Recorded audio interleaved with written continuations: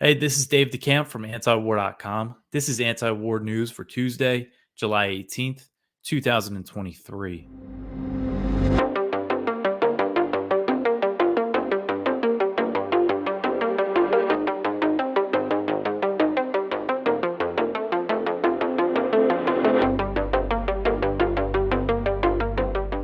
All right, the first story at the top of antiwar.com today: Ukrainian forces bomb the Crimean bridge. So, the Crimean bridge that links Crimea to the Russian mainland was again targeted by Ukrainian forces in a bombing early Monday morning that killed two civilians and injured a child. Russian authorities said that the Crimean bridge, also known as the Kerch Bridge, was targeted by drones operating on the surface of the water.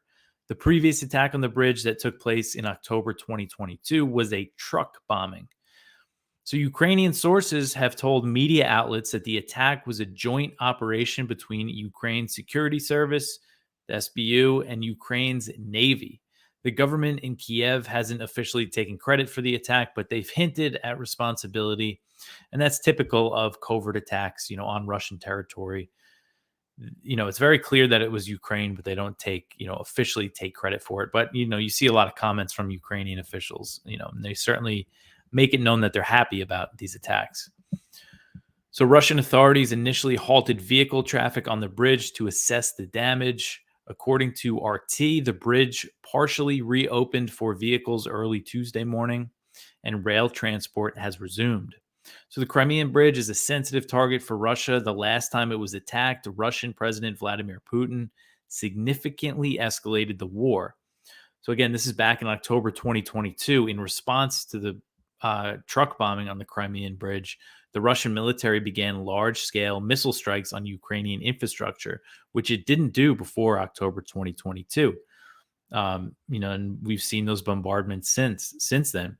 I saw late Monday night, I just saw some things on Twitter saying that there's a heavy drone attacks in Odessa, but I haven't. That was just on Twitter and Telegram. I haven't seen that confirmed, but that could be a potential response. Putin said, that they're going to respond in some way. Russian Foreign Ministry spokeswoman Maria Zakharova hinted at Western involvement in the Monday attack, saying that Ukrainian decisions on such operations are made, quote, with the direct participation of American and British intelligence services and politicians, end quote. So, the British denied any responsibility in this attack, but one thing I pointed out in here is that the Gray Zone previously reported that British intelligence officials were plotting ways to blow up the Crimean bridge before the October 2022 attack. This was a story from Kit Clarenberg, who gets a lot of leaked documents. And one of the things that he obtained was a presentation drawn up for British intelligence in April 2022 that reviewed options for attacking the bridge. Now, the document suggested using cruise missiles or divers to plant mines to blow up the bridge. And the Ukrainians didn't do that. In October, they used a truck. And this time they used drones that were on the surface of the water. So they didn't, do what the British were plotting. But I still think, the existence of this document signals that the British could have potentially helped Ukraine plot these attacks, or at least offer advice, or, who knows, maybe even be more involved in that. So it's not clear, but it's not out of the question that, so any of Ukraine's Western backers were involved in something like this. All right. And again, we'll see what happens, what the response is, but it's just important to keep in mind that the first time this bridge was blown up, they really escalated the war in a big way. All right, the next one here: Russia pulls out of the Black Sea grain deal. So Russia announced Monday that it was suspending its participation in a deal that was signed last year to facilitate the export of grain from Ukraine's Black Sea ports. Another aspect of the deal was that the UN agreed to help remove obstacles to the export of Russian food and fertilizer, and Russia has said that not enough has been done in that regard. The Kremlin said that Moscow would only rejoin the initiative if more of its demands are met. Kremlin spokesman Dmitry Peskov said, quote, when the part of the Black Sea deal related to Russia is implemented, Russia will immediately return to the implementation of the deal, end quote. So U.S. and other Western sanctions technically have exemptions for Russian agricultural goods, but they do make overall shipping from Russia more difficult. And as we know in other cases, even when there's sanctions exemptions, I could still cause shortages and difficulties of the exempted goods, just because companies, international banks, they just don't want to deal with doing business and having to worry about sanctions. But one of Russia's demands is to reconnect the Russian Agricultural Bank to the SWIFT payment system. That's a state-owned bank that deals in, selling Russia's agricultural goods. So that was kicked off the SWIFT payment system, which is the U.S. Western-led messaging system for financial transactions. So in a statement on Russia's withdrawal from the deal, UN Secretary General Antonio Guterres, he brokered the deal along with Erdogan, the Turkish president. So Guterres listed the ways that he helped facilitate more Russian shipments and pointed to a rise in Russian fertilizer and wheat exports as a result. But he did acknowledge that there are still obstacles remaining. Guterres said, quote, "I am aware of some obstacles that remained in the foreign trade of Russian food and fertilizer products. This is precisely why I sent a letter to President Putin with a new proposal to keep the Black Sea Initiative alive," end quote. In his letter to Putin, Guterres said that since the deal was signed last year, Russian grain trade has reached high export volumes and fertilizer markets are stabilizing, with Russian exports nearing full recovery. And I know that the fertilizer took a hit, a big hit, when the war first broke out and the sanctions were imposed. But he's saying that that market is stabilizing for Russia. Russia said that its suspension of the deal means that it can no longer guarantee the security of ships carrying grain from Ukraine's Black Sea ports. The Russian Foreign Ministry said that the decision means that there's no security guarantees in that area, and they're discontinuing what they call maritime humanitarian corridors, which they set up as part of this deal, because when they signed this thing, Ukraine's Black Sea ports were very heavily mined. Ukraine mined them after the invasion, and that was a big, making sure that ships can safely pass through there. Zelensky is saying that they can continue the deal without Russia's participation, and he said that shipping companies were ready to do so as well. Zelensky said, quote, "We were approached by companies that own ships. They said that they are ready if Ukraine gives it and Turkey continues to let it through, then everyone is ready to continue supplying grain," end quote. So it's possible that the shipments can still go on. Turkey will probably let the ships go through, the Bosphorus Strait, which they control. The deal was brokered by both the UN and Turkey, and it established a monitoring center in Istanbul. Erdogan said that Turkish officials are, speaking with their Russian counterparts in an effort to salvage this deal. And he said that overall the deal was a diplomatic success and that over 33 million tons of grain were exported in the past year under this deal. So that's quite a bit. And that's what happens when you, try diplomacy, unlike the U.S. And, they just sat on the sidelines for this. But, we'll see what happens if the ships might keep moving. Russia might end up rejoining, if they're happy with steps that the UN says they could take or something. We'll see. All right, the next one here. Ukraine jails a senior Orthodox cleric. Russia demands release. This article is from Kyle Anzalone over at the Libertarian Institute. So a senior figure in the Ukrainian Orthodox Church was placed in pre-trial detention. Cleric Metropolitan Pavlo is facing charges for voicing opinions deemed too pro-Russian.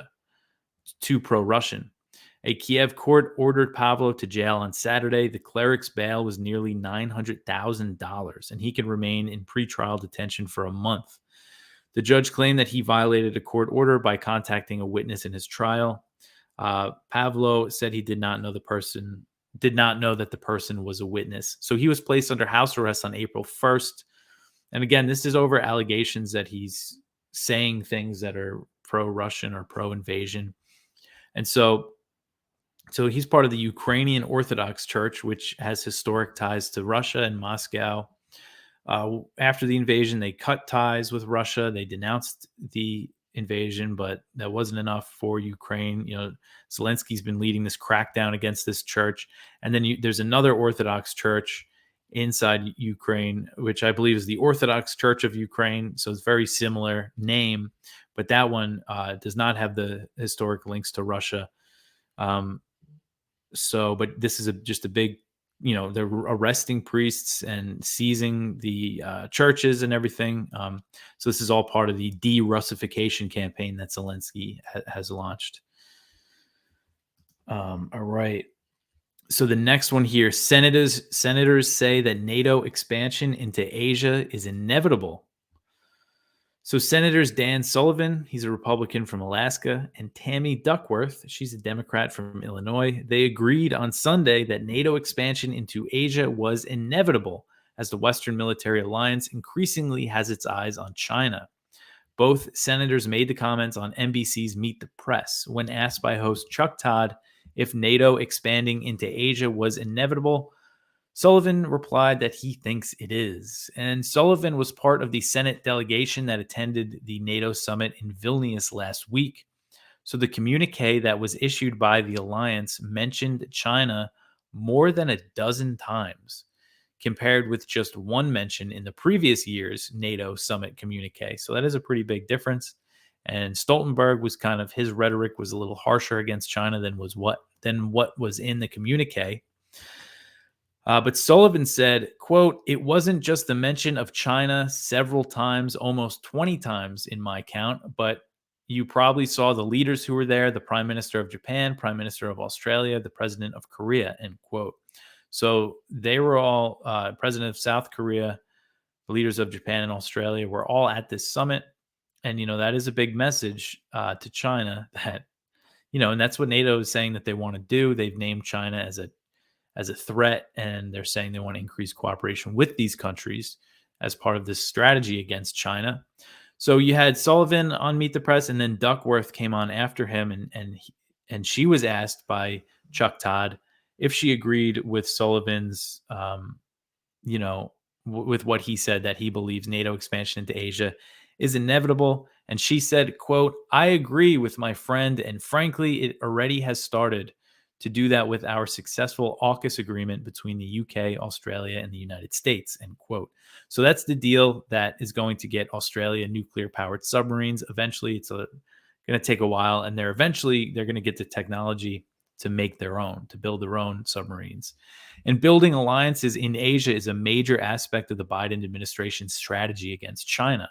For their part, Beijing has told NATO to stay out of the region and has warned that the U.S.'s strategy of forming blocs could lead to a Ukraine-style crisis in Asia. They've explicitly said that. So there is some opposition to expanding into Asia within NATO, as France has blocked the alliance's plans to open a liaison office in Japan. However, NATO Secretary General Jens Stoltenberg has said that the plan is still up for discussion, signaling that it could happen in the future. We'll see how long France can resist that. All right, the next one here, prominent Taiwanese businessman calls for dialogue with China. So this is Terry Guo. He's a Taiwanese billionaire and politician. He's called for dialogue between Taiwan and China, and he criticized the ruling Democratic Progressive Party in Taiwan, the DPP, for not engaging with Beijing. So Guo is the founder of Foxconn, which is a huge tech company, and he said in an op-ed for the Washington Post that Taiwan should not abandon the 1992 consensus reached between Taipei and Beijing. So in 1992, Taipei and Beijing both agreed to accept the framework of one China, although the two sides have a differing interpretation of what that means. A lot of this stuff is very confusing, and kind of purposely so when it comes to the Taiwan situation.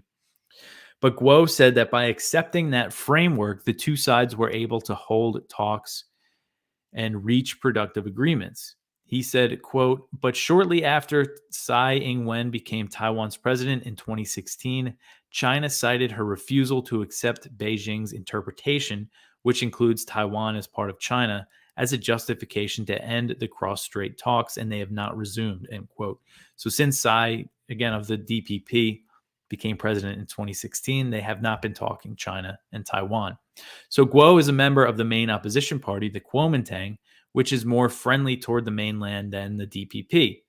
Guo criticized the DPP's candidate for the 2024 presidential election, Vice President Lai Ching-te, for his calls to reduce trade with Beijing and the rejection of the One China framework. So by rejecting the One China framework, Guo said that DPP leaders have, quote, greatly aggravated the threat of war, isolated Taiwan internationally, damaged our economy, scared away investors, and made Taiwan less secure, end quote. Guo said that he has long, quote, advocated the immediate resumption of direct cross-strait negotiations between Taiwan and China as the only way to truly ease tensions and to preserve Taiwan's democracy, freedom, and rule of law, end quote. So Guo thanked the U.S. for the support over the years, but said that Taiwan must take responsibility for itself. The U.S. has been increasing support for Taiwan in recent years, angering Beijing and resulting in more Chinese military pressure on the island. So he wrote, quote, Taiwan has to take control of its destiny, strengthen deterrence capability, and at the same time deliver an approach to peace that benefits the region and the globe, but most of all itself.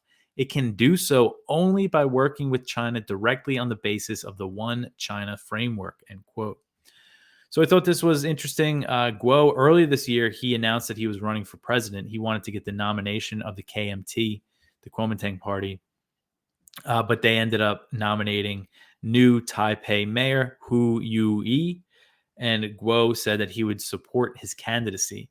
And the Taiwanese presidential elections are scheduled for January 14th, 2024, so not that long away. And polling has shown that for the first time, there's a viable third party in this upcoming presidential election. And that party is the Taiwan's People's Party, the TPP.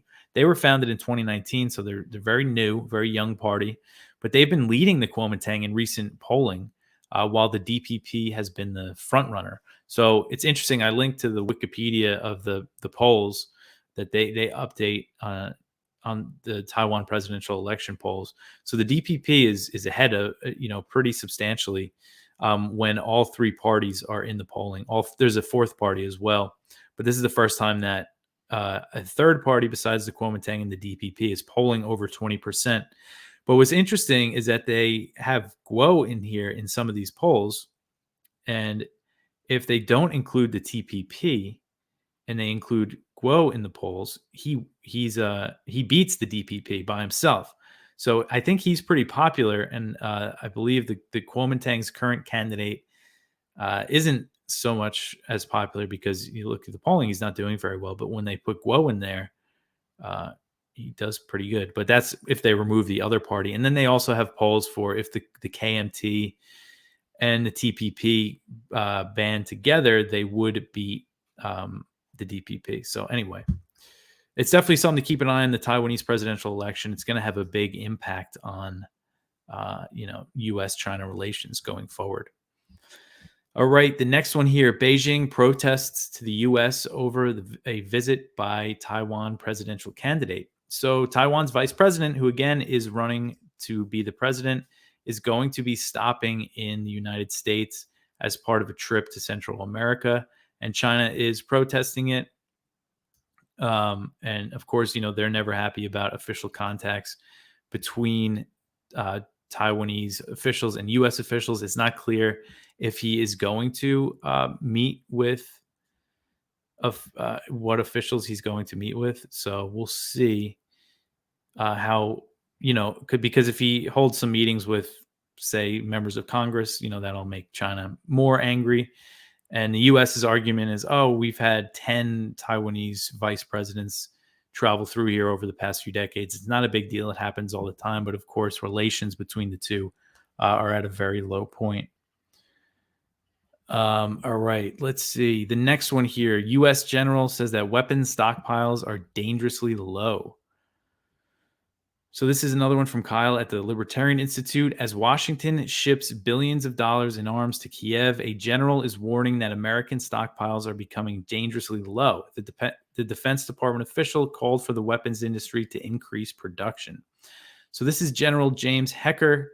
He issued this warning during the Chief of Air Staff's Global Air and Space Conference, which was last week.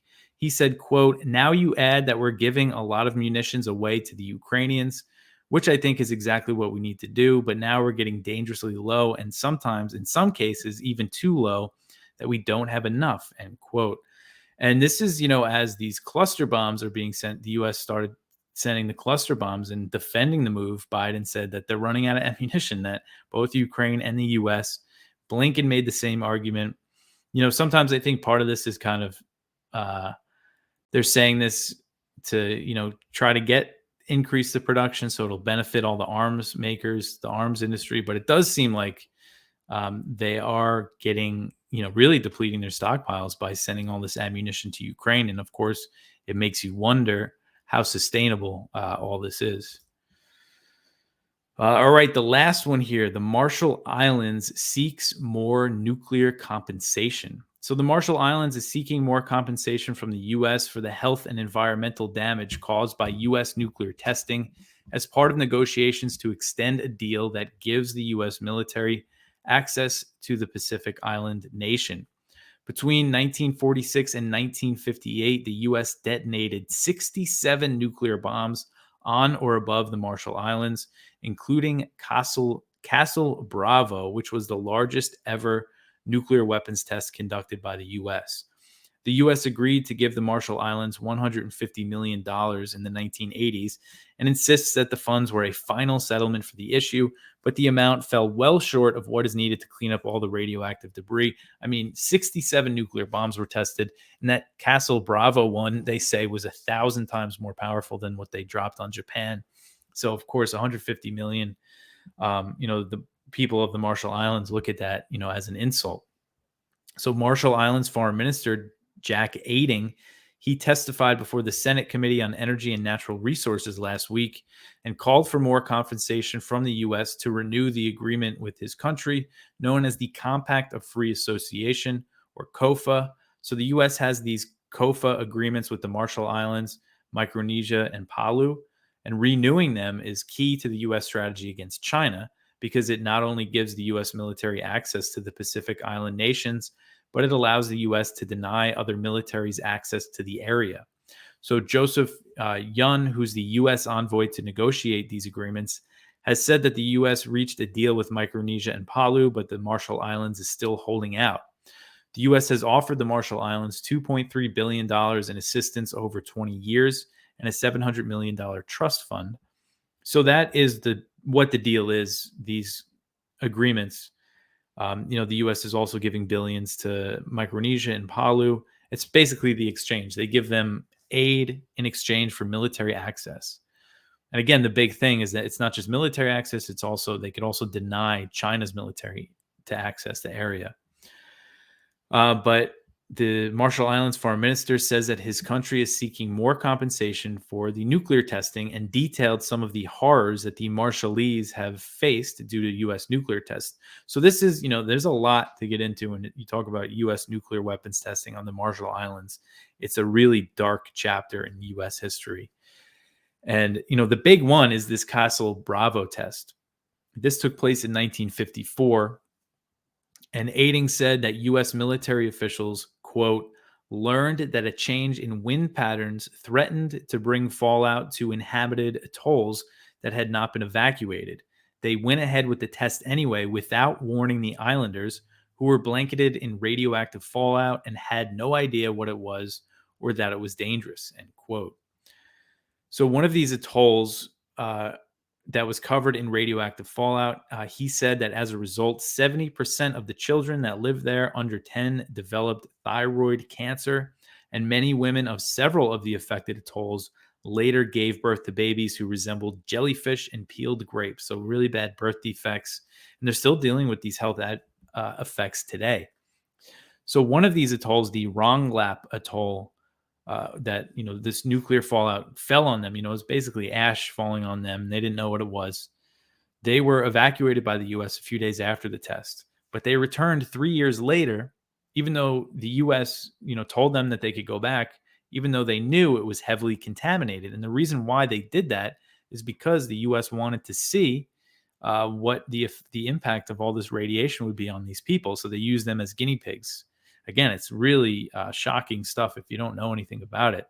And there's a quote from a guy named Merrill Eisenbud, who was a U.S. atomic energy official at the time. This came out, I'm not sure when this came out, but years after he said it. It was a secret document.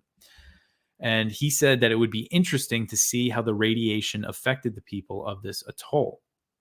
He said, quote, "It would be very interesting to go back and get good environmental data so as to get a measure of the human uptake when people living in a contaminated environment. Now, data of this type has never been available. While it is true that these people do not live the way Westerners do, civilized people, it is nevertheless also true that they are more like us than the mice," end quote. So that's how he referred to them. And what he meant there is they don't live like Westerners, like civilized people, but they're better than mice. So we should see how this impacts them. So really horrific stuff. And one of these deals between the U.S. and the Marshall Islands, under one of them that was negotiated in the 1980s, they established a nuclear claims tribunal, which eventually dissolved due to a lack of funding. But while this tribunal existed, it ruled that the U.S. needed to pay billions in compensation to the Marshall Islands. And according to the Marshall Islands foreign minister, the total amount of unpaid damage awards issued by the tribunal is more than $3 billion. And he's saying the U.S. has not come close to compensating them. So they're really trying to get this out of the U.S. as they're negotiating this new deal. And I know the U.S. line is not settled already. Quit whining about it. All these nuclear bombs that we blew up and destroyed. One of the most well-known ones is the Bikini Atoll, which is uninhabitable to this day. The people that live there could never go back. And there's also on one of them like a big container that's just full of radioactive waste that the U.S. just stuck there. And apparently that's leaking into a lagoon. And these are things that they want to deal with, but they want to get the U.S. to pay for it, which is, I think, pretty reasonable. But yeah, it's just it's just this dark chapter of American history that I think a lot of people don't understand what they did to those people on those islands. All right, that's it for the news for today. Go check out our viewpoints. We have one from Jonathan Cook. NATO is not defending Ukraine. It's stabbing it in the back. One from Ted Galen Carpenter. Would Ukraine's formal membership in NATO really matter? And I think Ted makes a good point in this article, is that, all the support, basically Ukraine is a de facto NATO member, which Ukrainian officials have said, although making it formal would be kind of taking it to another level. One from Caitlin Johnstone at her website. John Bolton accidentally explains why U.S. policy on Russia and China is wrong. One from Sheldon Richmond. Free speech upsets powers that be. And the spotlight is from Kim Robinson. The legacy of cluster bombs. And that's over at the Libertarian Institute.